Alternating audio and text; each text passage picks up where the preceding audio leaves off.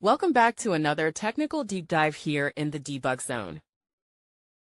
Today, we're tackling a big question and breaking it down with insights from other users. Hopefully, this clears up some misconceptions and helps you get the answer you need.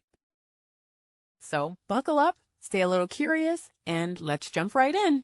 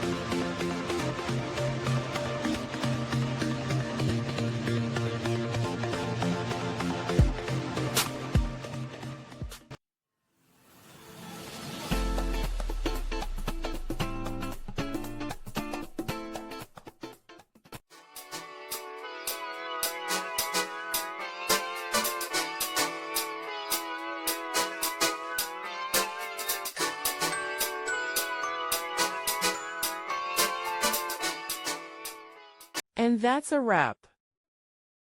I hope you found the answer you were looking for. If you did, take a second to hit that subscribe button. It really helps out.